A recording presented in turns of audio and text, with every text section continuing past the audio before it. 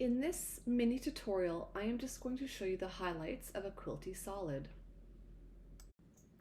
First off, this tool was created by Steph Scardell, and I believe she released it to the Modern Quilt Guild community, and it compiles manufacturers of solids from Art Gallery, Kaufman, Kona, Orifil Thread, and various other manufacturers.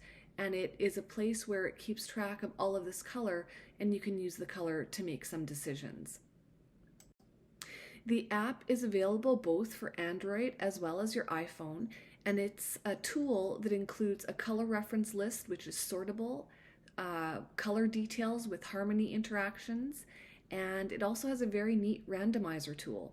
You can also save your swatches or even upload a photo of inspiration and have the app sort of analyze the photo and suggest colors for you. I haven't used the app very much or for very long, but I can see its potential. The first thing that I did was I went into the settings and I only chose the manufacturers of the solids that I like to purchase from.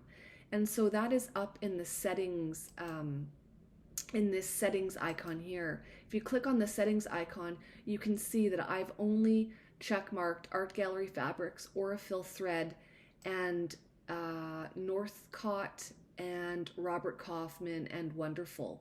But you can kind of see here all of the different solids and thread companies that you could choose from.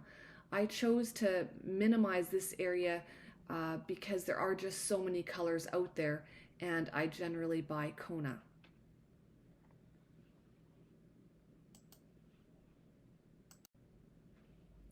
Once you've got your manufacturers chosen, the main areas of the app are the color list, which would list all the colors of those manufacturers.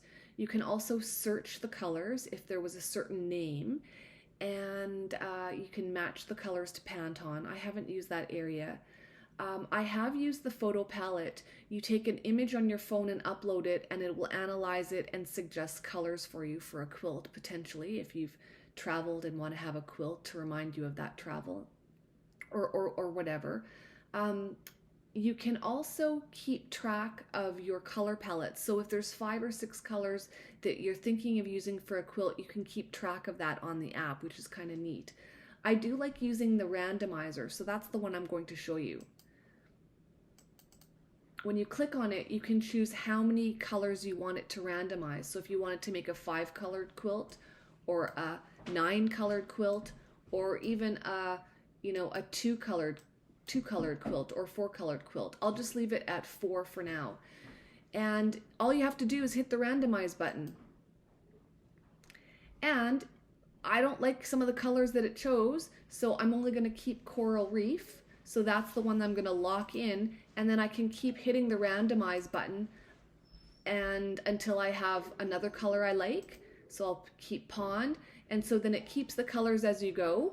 And when you're happy with your randomized selection, I don't mind this, these 3, you can save your palette and you can give it a name and hit save, and it saves it in the app. So yeah.